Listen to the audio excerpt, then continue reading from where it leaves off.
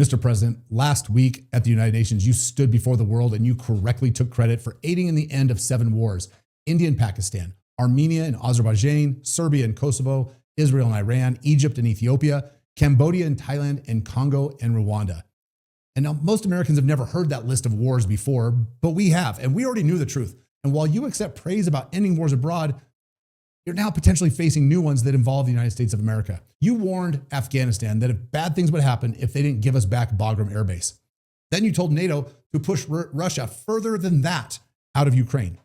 These aren't distant hypotheticals. These are today's headlines. And every time Americans hear Ukraine or Afghanistan, they're going to remember what you said and how far it strays from the America First principles that you ran on. This is not peace. This is not America First. This is empire, and this is the swamp. And it cuts deep, Mr. President, because we believed you. We cheered you and promised to bring our sons and daughters home. And now you're threatening to send them back into the meat grinder. Look around you.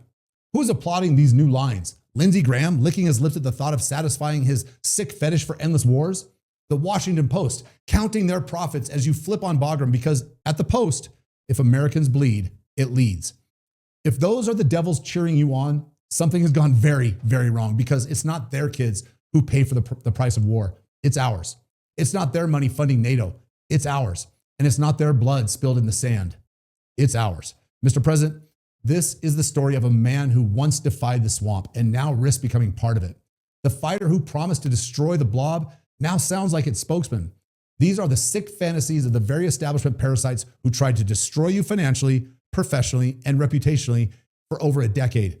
These are the fantasies of the people who tried to kill you. But here's the reminder. You told us that you would end wars and bring our troops home. That's why we believed you. That's why we fought for you. And that's why we need you to be that man again. And we refuse to accept anything less. We are not Rome. We are America. You don't make America great by making America bleed.